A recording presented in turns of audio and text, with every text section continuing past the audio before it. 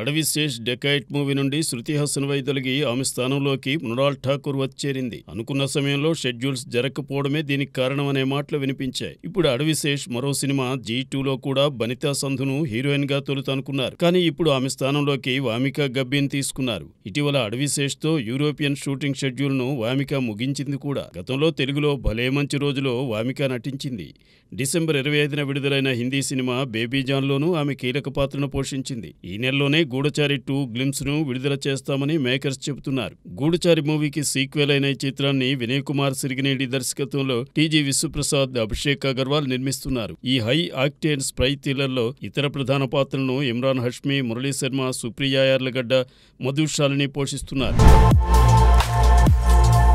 అజిత్ నటించిన 2 సినిమాల్లో ఒకటి కూడా ఈసారి పొంగల్కు రావడం లేదు. విడాముయర్చికి దారి వదులుతూ తమ చిత్రాన్ని వాయిదా వేసుకున్న Mythri Movie Makers Good Bad Ugly మూవీని ఏప్రిల్ 10న రిలీజ్ చేయబోతున్నట్టు ప్రకటించారు. దాంతో విడాముయర్చి మూవీ ఫిబ్రవరిలో వస్తుందని వార్తలు వస్తున్నాయి. అయితే ధనుష్ హీరోగా నటిస్తున్న కుబేరా, అలానే అతను దర్శకత్వం వహించిన నిలువకు ఎన్మేల్ ఎన్నడి గోపం చిత్రాలకు అజిత్ సినిమా పోటీగా నిలిచేలా ఉంది. నిలువకు ఎన్మేల్ ఎన్నడి గోపం మూవీతో ధనుష్ తన మేనలుడు పవిష్ను హీరోగా పరిచయం చేస్తున్నాడు. దీనికి జీవి ప్రకాష్ కుమార్ సంగీతం అందిస్తున్నాడు. అనికా సురేంద్రన్, ప్రియా ప్రకాష్ వారియర్, మాథ్యూ థామస్ కీ రోల్స్ చేశారు. రాయన్ తర్వాత ధనుష్ డైరెక్ట్ చేసిన సినిమా ఇదే. ఫిబ్రవరి 7న ఈ సినిమా విడుదల కావాల్సి ఉంది. అలానే 2 వారాల గ్యాప్ తర్వాత ధనుష్ హీరోగా నటించిన కుబేర్ను రిలీజ్ చేస్తారని తెలిసింది. కానీ ఇదే ఫిబ్రవరి నెలలో అజిత్ విడాముయర్చి వస్తే ధనుష్ సినిమాల కలెక్షన్స్ పై ప్రభావం చూపడం ఖాయమని ట్రేడ్ వర్గాలు చెబుతున్నాయి.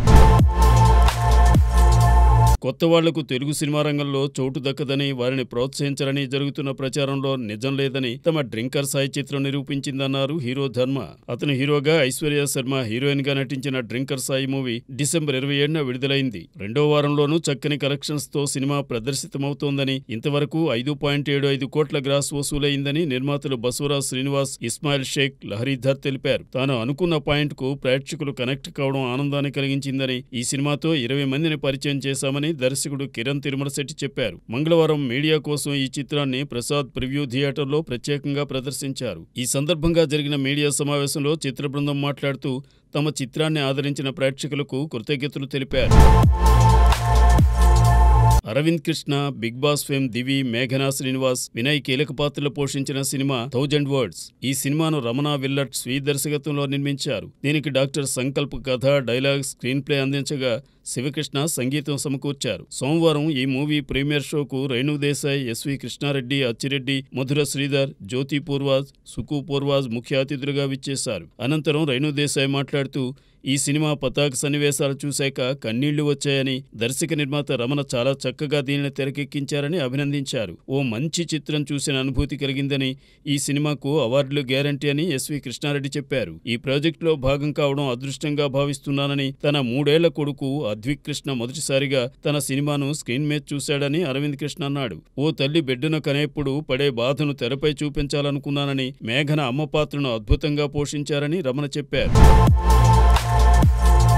గత 2 రోజులుగా నయనతారకు చంద్రముఖి చిత్ర నిర్మాతలు నోటీసులు జారీ చేశారనే వార్తలు కోలీవుడ్ లో గుప్పుమన్నాయి. ఇదిగో పులంటే అదిగో తోక అన్న చందంగా చంద్రముఖి నిర్మాతలు నోటీసులు ఇవ్వడం వెనుక ధనుషాస్తం ఉందనే ప్రచారము బాగా జరిగింది. అయితే ఈ వార్తలను ఆ సినిమా నిర్మాతలు ఖండించారు. అసలు తాము నయనతారకు ఎలాంటి నోటీసులు పంపలేదని, దీనికి తోడు 5 కోట్ల రూపాయలు డిమాండ్ చేశామని వచ్చిన వార్తలు అసత్యమేనని పేర్కొంది. Nayanthara Beyond the Fairy Tale రూపొందిస్తున్న సమయంలోనే తమను సంప్రదించిందని, తాము నో అబ్జెక్షన్ సర్టిఫికేట్ కూడా ఇచ్చామని, అలాంటి తాము ఎలా తిరిగి నోటీసులు పంపుతామని ప్రశ్నించింది. కొందరు కావాలని తమ ప్రతిష్టను దిగజార్చేలా ఇలాంటి వార్తలను ప్రచారం చేస్తున్నారని పేర్కొంది. ఇదిలా ఉంటే నయనతార నెట్ఫ్లిక్స్ సంస్థపై ధనుష్ కోర్టుకెక్కిన విషయం తెలిసిందే. దీనిపై జనవరి 8లోగా వివరణ ఇవ్వమని కోర్టు తెలిపింది. మరి ఈ విషయంలో నెట్ఫ్లిక్స్ ఎలా స్పందిస్తాయో చూడాలి.